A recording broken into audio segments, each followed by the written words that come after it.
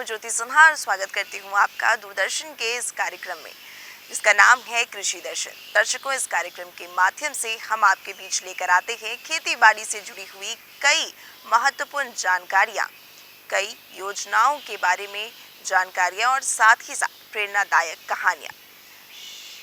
चलिए सबसे पहले एक नज़र डालते हैं आज के कृषि समाचार की ओर। नमस्कार, खबरें खेती में आपका स्वागत है। मैं हूं प्रीति श्रीवास्तव। आइए एक नज़र डालते हैं आज के मुख्य समाचारों पर। सर्दी के मौसम में पशु आवास का रखें विशेष ख्याल। उन्नत प्रभेद से करें प्याज की खेती, उत्पादन होगी बेहतर। और जैविक विधि से गाजर की खेती कर लाल बहादुर सिंह बने सफल किसान। अब खबर विस्तार से। पशुपालक भाई, सर्दी के मौसम की शुरुआत हो चुकी है। ऐसे में आपको अपने गौशाला के प्रबंधन पर विशेष ध्यान देने की ज़रूरत है, क्योंकि मौसम के बदलाव का असर पशुधन पर भी पड़ता है। पशु बीमार हो सकते हैं। उन्हें बीमारी से बचाव के लिए गौशाला के आसपास के पेड़ पौधों को छांट दें, ताकि सूरज की रोशनी पर्याप्त मात्रा में गौशाला में पड़ सके। फर्श को सूखा रखें, उस पर सूखी घास या पराली का बिछावन बिछा सकते हैं। साथ ही खिड़कियों और दरवाजों पर मोटा पर्दा डाल दें, ताकि ठंडी हवा अंदर प्रवेश न कर सके। इसके अलावा तापमान को भी नियंत्रित रखना आवश्यक है। किसान भाइयों, नवंबर का महीना चल रहा है और सर्दी की शुरुआत हो चुकी है। ऐसे में अगर आप सब्जी की खेती करते हैं तो कुछ बुनियादी बातों पर ध्यान देने की ज़रूरत है। अगर आपने अपने खेतों में टमाटर और बैगन लगाया है तो आपको इसकी जानकारी ज़रूर होगी कि टमाटर और बैगन को पहले नर्सरी में उगाते हैं, फिर उसे मुख्य खेत में ट्रांसप्लांट करते हैं। इसके लिए हमें ये ध्यान देना चाहिए कि जब हम नर्सरी में बीज बोते हैं तो उसका जर्मिनेशन परसेंटेज सही हो, क्योंकि अगर बीज अच्छे होंगे तो पौधे भी अच्छे होंगे और उत्पादन भी बढ़िया होगी। टमाटर और बैंगन दोनों ही फसल की खेती के लिए खेत की तैयारी, उच्च गुणवत्ता वाले किस्मों का चुनाव और पौधों के बीज की उचित दूरी मायने रखती है। अच्छी जल निकासी और दोमट मिट्टी इन फसलों के लिए बेहतर मानी जाती है। मल्चिंग, ड्रिप सिंचाई बेहतर तकनीक में शामिल हैं, जिससे खेतों में खरपतवार कम होती है और पानी की बचत होती है। इसके अलावा बीज उपचार और उर्वरकों का सही उपयोग भी जरूरी है।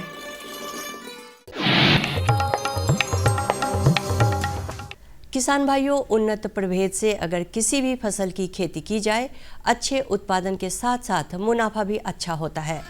इन दिनों अगर आप प्याज की खेती करने जा रहे हैं तो प्याज के अच्छे उत्पादन के लिए अच्छे प्रभेद का चयन कर खेती करें, ताकि उत्पादन बेहतर हो सके। सुख सागर, पटना देशी, भीमा शक्ति और भीमा किरण प्याज के उन्नत प्रभेद माने जाते हैं। कहते हैं सफलता उन्हें ही मिलती है जो शिद्दत से इसे पूरी करने की कोशिश करते हैं। सफलता की आज की कड़ी में हम आज आपकी मुलाकात करवा रहे हैं ग्राम भगवानपुर, जिला वैशाली के प्रगतिशील किसान लाल बहादुर सिंह से, जिन्होंने जैविक खेती कर अपनाकर गाजर की खेती की है। इनका कहना है कि जैविक विधि से की गई खेती में लागत कम लगती है, लेकिन मुनाफा अच्छा होता है। आधुनिक कृषि के इस दौर में खेती किसानी को और भी आसान बना देता है कृषि यंत्र। ऐसा ही एक कृषि उपकरण है वैक्यूम कृषि प्लांटर यंत्र, जो समय और मजदूरों की कमी को पूरा करता है। पारंपरिक तरीकों की तुलना में श्रम, लागत और बीजों की बर्बादी को कम कर फसल की उपज में बढ़ोतरी करता है वैक्यूम कृषि प्लांटर मशीन। वैक्यूम कृषि प्लांटर यंत्र एक आधुनिक कृषि यंत्र है जो फसलों की सटीक और बेहतर बुआई के लिए बेहतर तकनीक का इस्तेमाल करता है। इस कृषि यंत्र की विशेषता यह है कि इसका उपयोग विभिन्न प्रकार के अनाजों के लिए किया जाता है। इस यंत्र की सहायता से बीज और खाद एक साथ बो सकते हैं, जिससे किसानों की मेहनत और समय दोनों की बचत होती है। आइए एक नजर डालते हैं मंडी भाव पर। आइए अब चलते हैं पटना के अंटा घाट सब्जी मंडी और जानते हैं आलू और प्याज के ताजा भाव। लाल आलू 2200 रुपए प्रति क्विंटल, सफेद आलू 2000 रुपए प्रति क्विंटल, नासिक प्याज 2,200 रुपए प्रति क्विंटल और लोकल प्याज 2,300 रुपए प्रति क्विंटल। और अब एक नज़र मौसम के हाल पर। सर्दी के मौसम की शुरुआत हो चुकी है। हालांकि अभी दिन में हल्की गर्मी का एहसास हो रहा है। दिन में तेज धूप खिली रहेगी, साथ ही 4 किलोमीटर प्रति घंटे की रफ्तार से हवाएं भी चलेंगी। राजधानी पटना का अधिकतम तापमान 27 डिग्री सेल्सियस और न्यूनतम तापमान 16 डिग्री सेल्सियस के आसपास बने रहने की संभावना है। दर्शकों, आज के कृषि समाचार में हमने देखा सरकार की नीति, सूचना, सफलता की कहानी, मंडी भाव और आज के मौसम के हाल के बारे में। अब वक्त हो चुका है एक छोटे से ब्रेक का। ब्रेक के बाद हम फिर मिलेंगे और कृषि जगत से जुड़ी हुई एक महत्वपूर्ण विषय पर चर्चा करेंगे। हर जोखिम से निकल कर फसल आए, सुरक्षित हो जाए। फसल बीमा से हर किसान अब आत्मनिर्भर हो जाए। अब सूखा पड़े या बाढ़ आ जाए, कोई डर नहीं। अब ओले पड़े या कीट पतंगे फसल खा जाए, कोई फिक्र नहीं। अब कैसी भी आपदा हमारी फसल पे आ जाए, क्षति होने पर हमारे दावों का उचित भुगतान मिलता है, क्योंकि हमने लिया है प्रधानमंत्री फसल बीमा। बुआई से फसल कटाई तक हर जोखिम का दावा, न्यूनतम प्रीमियम पर अधिकतम भुगतान का वादा। योजना से हर साल जुड़ रहे हैं 5 करोड़ से ज्यादा किसान। अब आपकी है बारी। नजदीकी कृषि कार्यालय, सहकारी समिति, बैंक शाखा, अधिकृत बीमा कंपनी या जन सेवा केंद्र में स्वेच्छा से करा सकते हैं पंजीकरण। फसल बीमा पोर्टल या फसल बीमा ऐप द्वारा भी किया जा सकता है पंजीकरण। नमस्कार, मैं हूं ज्योति सिन्हा और फिर से स्वागत करती हूं आपका दूरदर्शन के इस कार्यक्रम में जिसका नाम है कृषि दर्शन। दर्शकों, आज के इस युग में जिस तरीके से शहरीकरण होता जा रहा है, विकसित भारत के साथ साथ जो है अब शहरों के वजह से अब जमीन काफ़ी कम पड़ती जा रही है। ऐसे में छत पर बागवानी एक बेहतर विकल्प बनता जा रहा है। आज का हमारा विषय है छत पर बागवानी, हरियाली से जुड़ने का एक नया प्रकोप। जिस तरीके से आज हम छत पर बागवानी के जरिए जो है फिर से प्रकृति से जुड़ रहे हैं और हमारे स्वास्थ्य को एक बेहतर लाभ मिल रहा है, साथ ही साथ पर्यावरण भी अच्छा होता जा रहा है। इस पर आज हम चर्चा करेंगे। चर्चा के लिए आज हमारे साथ यहाँ पर मौजूद हैं डॉक्टर निखत यासीम अजीम। नमस्कार, मैं हूँ ज्योति सिन्हा, स्वागत करती हूँ आपका दूरदर्शन के इस कार्यक्रम में जिसका नाम है कृषि दर्शन। दर्शकों, आज का हमारा विषय है छत पर बागवानी, शहरी जीवन में हरियाली का एक नया विकल्प। आज के इस वक्त में जिस तरीके से शहरी जीवन में हमें विकसित भारत के साथ साथ अब काफ़ी कम ज़मीन जो है वो हरियाली के लिए मिल पा रही है, तो वहीं ऐसे में एक बड़ी समस्या भी बन रही है, वो है प्रदूषण। ऐसे में हम प्रकृति से जुड़ाव कम रख पाते हैं, लेकिन ऐसे में एक बढ़िया विकल्प बन रहा है छत पर बागवानी।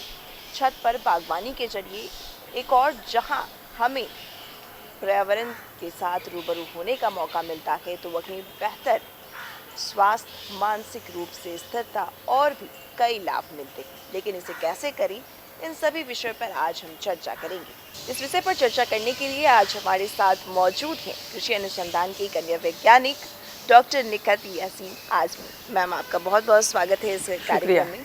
कार्यक्रम की शुरुआत के साथ ही मैम हम जानना चाहेंगे कि जिस तरीके से आज के वक्त में छत पर बागवानी जो है एक नया हरियाली से जुड़ने का एक रूप बन रहा है, तो इसकी ज़रूरत क्यों पड़ी? सबसे पहले हम चाहेंगे आप ये हमारे दर्शकों को बताएं। जी, बहुत सही आपने सवाल किया है।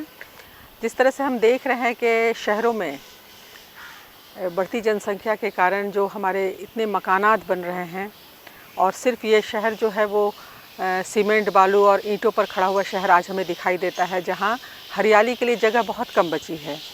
सिर्फ घर ही घर, मकान ही मकान हर तरफ दिख रहे हैं। तो आज के समय में इस तरह से हरियाली के न रहने से बहुत प्रदूषण बढ़ गया है, और भी कई कारण हैं प्रदूषण बढ़ने के। तो हमें ये ज़रूरत है कि हम प्रदूषण को भी अपने कम करें और साथ साथ हरियाली को बढ़ाएं। और हमें ये देखना है कि जो भी आज के समय में जितने भी शहरवासी हैं, उन्हें ये जो फल फूल, ये जो भी सब्ज़ी वो ले रहे हैं, वो बाज़ार से ख़रीद कर लाते हैं, जो हम सभी जानते हैं कि उसमें रसायन काफ़ी मात्रा में मिले होते हैं। और उनका सेवन करने से बहुत तरह की बीमारियां उन्हें होती हैं। तो इस तरह से पर्यावरण का प्रदूषण है, उनके स्वास्थ्य पर बहुत बुरा प्रभाव पड़ रहा है, पर्यावरण का संतुलन बिगड़ रहा है। तो आज के समय में हमें ये ज़रूरत है कि हम अपने शहर में हरियाली को बढ़ाएं और उसके लिए एकमात्र विकल्प हमारा जो बच रहा है हमारे छत हैं। उस छत को इस्तेमाल करके हम अपने छत पर तरह तरह की सब्जियां जो घरेलू इस्तेमाल के लिए यूज़ होती हैं, फल हैं, फूल है और औषधीय पौधे हैं, इन सभी चीज़ों को लगा सकते हैं और उसमें हम जैविक स्रोत से खाद पानी देकर उसे उगा सकते हैं। तो हमें रसायन मुक्त इस तरह से जो भी खाद्य पदार्थ है वो प्राप्त होगा। तो और साथ ही साथ हमारा पर्यावरण भी हरा भरा होगा। तो इस तरह से हम अपने पर्यावरण को मुक्त करते हुए और शुद्ध साग सब्ज़ी फल वगैरह को लेने की जो ज़रूरत है, उसके लिए आज के समय में जहाँ ज़मीन की इतनी कमी है तो हम छत की बागवानी की ओर हमें बढ़ने की ज़रूरत पड़ी। मैम, जैसे कि आपने बताया कि छत पर बागवानी जो है वो करने की आवश्यकता जो है वो क्यों आज जो है पड़ रही है, लेकिन ऐसे में अगर हम देखें तो छत पर बागवानी करते वक्त किन किन बातों का ध्यान रखना ज़रूरत है और कौन कौन सी ऐसी चीज़ें हैं जो बेहद ही ज़रूरी हो जाती हैं छत पर बागवानी के दौरान? जो भी लोग छत पर बागवानी करना चाहते हैं तो सबसे पहले तो उन्हें ध्यान देना होगा कि उनका छत पे जगह का चुनाव देख लें कि वो उनका छत किस तरह से मजबूत है कि नहीं है ना, कि जो गमलों के वज़न को सह सके, है ना। अपने छत की मजबूती को सुनिश्चित कर लें। फिर उसके बाद ये देखें कि छत पर धूप आती है कि नहीं। धूप का आना बहुत ज़रूरी है। पौधों को उसी जगह पर रखें जहाँ पर धूप आती हो, क्योंकि जब तक पौधों को धूप नहीं मिलेगी तो पौधे ठीक से ग्रो नहीं करेंगे और फल फूल जो भी आप लगा रहे हैं वो ठीक से फल नहीं पाएंगे, चाहे लाख उसमें आप खाद पानी दे दीजिएगा। उसके बाद दूसरा बड़ा एक हमें सुनिश्चित करना होता है कि जब हम छत पर बागवानी करते हैं तो वहाँ पे मिट्टी या जो भी हम ग्रोइंग मिक्सचर यूज़ करते हैं उसे हमें रखना होता है और साथ साथ पानी पटाने की व्यवस्था करनी पड़ती है। तो ये चीज़ ज़रूर सुनिश्चित करें कि जो भी पानी है उसका निकास वो अच्छा होना चाहिए, ड्रेनेज की सुविधा होनी चाहिए। ऐसा ना हो कि पानी और मिट्टी जो है वो छत पर टपके या गिरे जिससे आपकी छत ख़राब हो जाए। जैसे कि मैम आपने बताया कि इस दौरान जो है पानी का निकास जो है उस पर खास ध्यान रखना चाहिए, लेकिन फिर भी अगर ऐसा होता है तो क्या ध्यान रखना ज़रूरी? जिनका मकान पहले से बना हुआ है और वो छत पर बागवानी करना चाहते हैं तो वो ध्यान रखें कि वो वाटर प्रूफिंग करवा लें और या तो फिर प्लास्टिक शीट बिछा दें। कभी भी गमलों को डायरेक्ट वो छत पर ना रखें, कुछ स्टैंड पे ऊंचा करके रखें। और जो लोग जिनका मकान अभी बन रहा है तो वो अगर छत पे बागवानी का उनके दिमाग में है कि हमें करना है तो वो उस तरह से कंस्ट्रक्शन करवाएं कि ताकि प्लेटफॉर्म टाइप का बनवा लें सीमेंट का और उस पर खेती करें ताकि उनके जो छत हैं वो कम से कम डैमेज हों। और इसके साथ साथ फिर हमें गमलों के चुनाव पर भी ध्यान देने की ज़रूरत है। आजकल बाज़ार में तरह तरह के ग्रो बैग्स मिल रहे हैं, आप उसे इस्तेमाल कर सकते हैं। मिट्टी या प्लास्टिक के गमले मिलते हैं, उसे इस्तेमाल कर सकते हैं। बहुत तरह के आपके वेस्ट होते हैं, डब्बे वगैरह कंटेनर्स होते हैं, उन्हें भी आप इस्तेमाल कर सकते हैं। सबसे ज़रूरी है कि जो भी इस्तेमाल कर रहे हैं, जो भी गमला या कंटेनर, सब में पानी के निकास छेद कर लें। उसमें अगर गमला है तो उसको छेद कर लें। ग्रो बैग्स में तो ऑलरेडी छेद आता है, तो ताकि उसमें पानी जमे नहीं। और उसके बाद इन ग्रो बैग्स को आप ऐसी जगह अरेंज करें जहां धूप आती हो और दो ग्रो बैग्स के बीच में जगह इतना दें कि सभी पौधों पर अच्छे से धूप पड़े।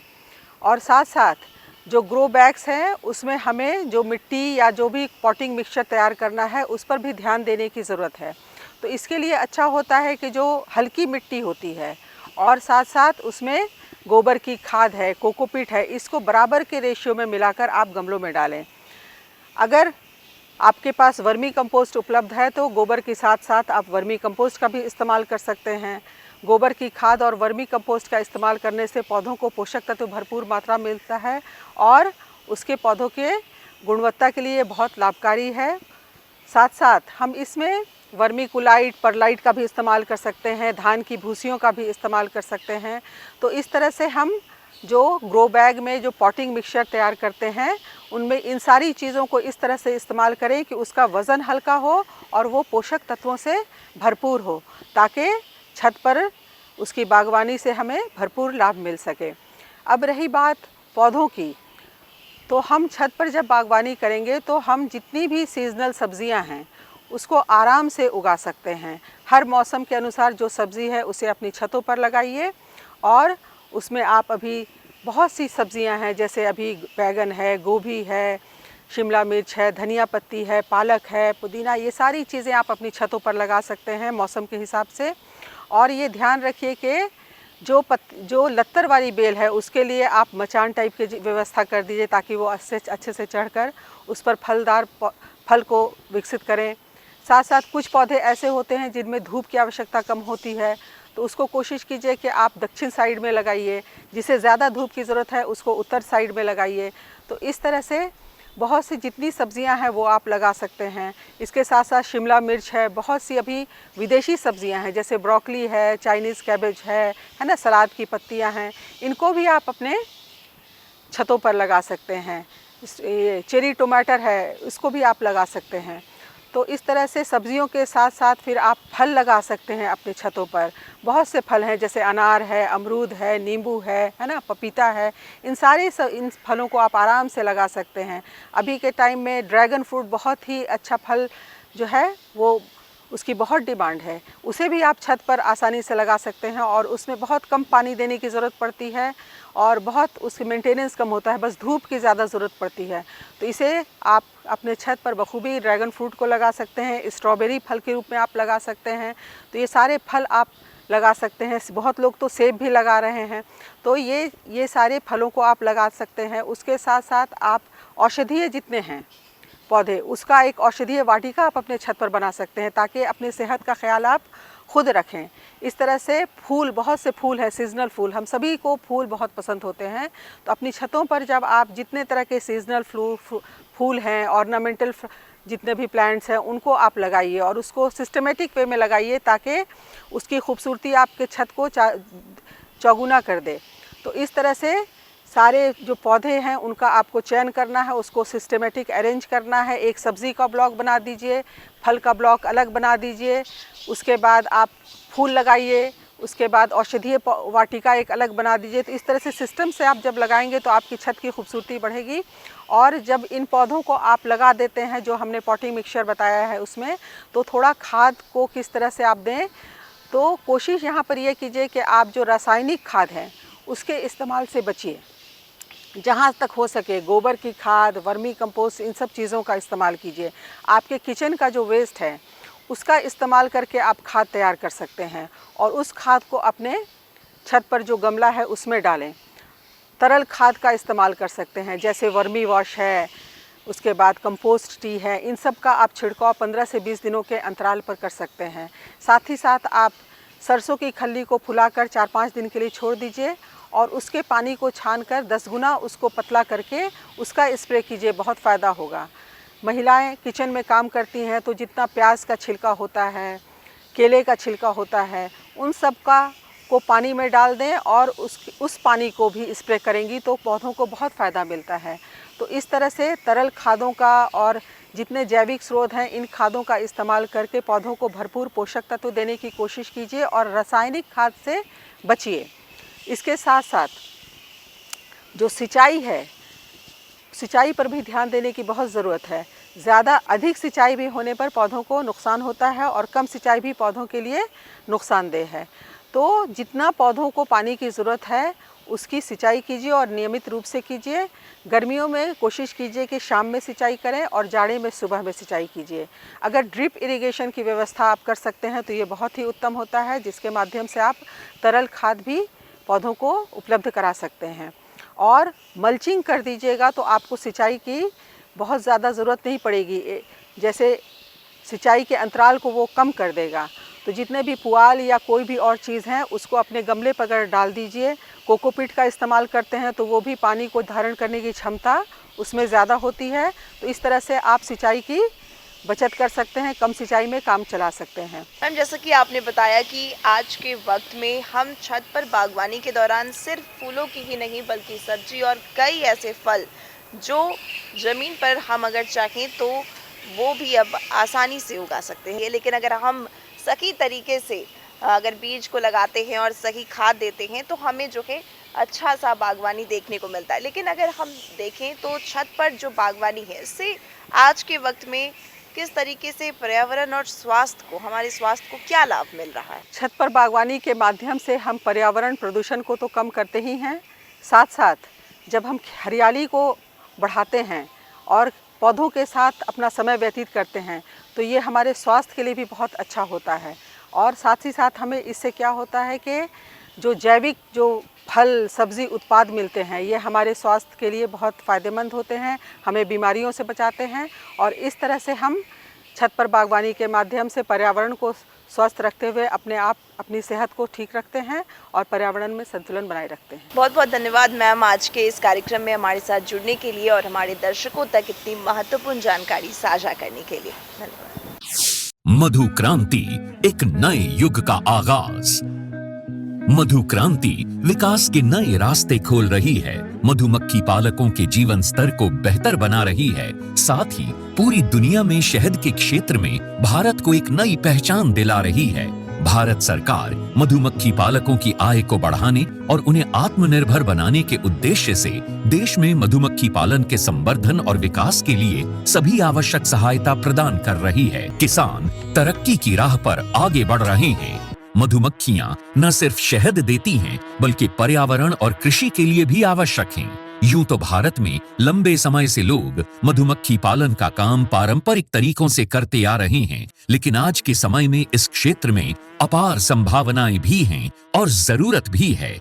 मधुमक्खियों की इसी जरूरत और योगदान का जश्न मनाने और इसे और बारीकी से समझने के लिए ही मनाया जाता है विश्व मधुमक्खी दिवस। इसी आवश्यकता को समझते हुए 2020 में राष्ट्रीय मधुमक्खी पालन और शहद मिशन की शुरुआत हुई। उद्देश्य स्पष्ट था, मधुमक्खी पालन के कार्य को वैज्ञानिक और तकनीकी रूप से विकसित करना और ज्यादा से ज्यादा लोगों को इसके लिए प्रोत्साहित करके मधु क्रांति के सपने को साकार करना।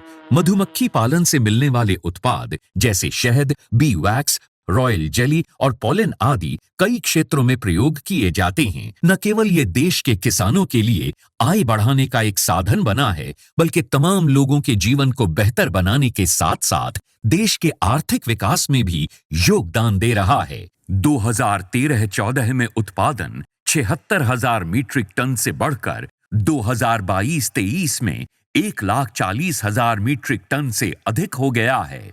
2013-14 में शहद का निर्यात 28,000 मीट्रिक टन से बढ़कर 2022-23 में 79,928 मीट्रिक टन से अधिक हो गया है।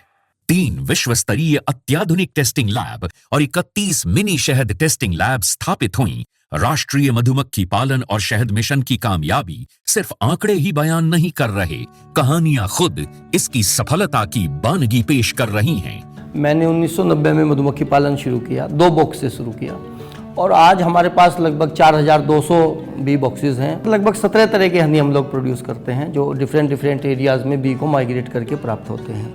इसके अलावा जितने बी बॉक्सेस मैन्युफैक्चरिंग यूनिट है हमारे पास, वैक्सीट मैन्युफैक्चरिंग यूनिट है, 20 मीट्रिक टन पर डे का हनी प्रोसेसिंग प्लांट है। आज हमारा जो उत्पादन है वो 1 लाख केजी लगभग एनुअली हम लोग प्रोड्यूस करते हैं। यमुनानगर के सुभाष काम्बोज मधुमक्खी पालन के अपने काम के चलते आज देश भर में जाने जा रहे हैं। मैंने सिर्फ अपने पोलिनेशन के लिए और शहद खाने के पर्पज से ये बॉक्स रखे थे। जब मैंने देखा कि मधुमक्खियां भी बढ़ रही हैं और हमें शहद भी मिल रहा है, तो मैंने फिर प्रोफेशनल तौर पे इसी काम को ही करने की सोची और आज की तारीख में मैं लगभग 1500 बॉक्स पे मधुमक्खी पालन कर रहा हूँ। ज्यादा से ज्यादा लोग इस मिशन का हिस्सा बन रहे हैं। इतना ही नहीं, ये मिशन नारी शक्ति को और अधिक सशक्त बनाने में भी बड़ा योगदान दे रहा है। अभी तक महिलाओं के 164 स्वयं सहायता समूहों को इससे जोड़ा जा चुका है। इसी तरह मधु क्रांति पोर्टल पर अभी तक लगभग 14,000 से अधिक पालक और 22 लाख से अधिक कॉलोनीज रजिस्टर हो चुकी हैं। आज भारत प्राकृतिक शहद का 6वां सबसे बड़ा निर्यातक देश है। भारत मधुमक्खी पालन और शहद उत्पादन के क्षेत्र में सारी दुनिया के लिए एक मिसाल के तौर पर उभर कर सामने आ रहा है। मधु क्रांति आय और रोजगार के अवसर बढ़ाए। दर्शकों, आज के अंक में हमने जाना किस तरीके से छत पर बागवानी के जरिए एक और जहां हम फूलों, फलों और साथ ही साथ सब्जी की बागवानी कर सकते हैं, तो वहीं इससे न सिर्फ पर्यावरण को लाभ पहुंचता है बल्कि हमारे स्वास्थ्य को भी अच्छा लाभ मिलता है। अगले अंक में हम फिर मिलेंगे एक नए विषय के साथ। तब तक के लिए मुझे यानी ज्योति सिन्हा और मेरी पूरी टीम को दीजिए इजाजत। पर आप देखते रहिए डीडी बिहार। नमस्कार। हमारा पता है कृषि दर्शन, कमरा नंबर 203, द्वारा केंद्र निदेशक, दूरदर्शन केंद्र पटना, फ्रेजर रोड, पटना। आप हमसे ईमेल के माध्यम से भी संपर्क कर सकते हैं। हमारा ईमेल है directorddkpatna@gmail.com या kddkpatna@gmail.com।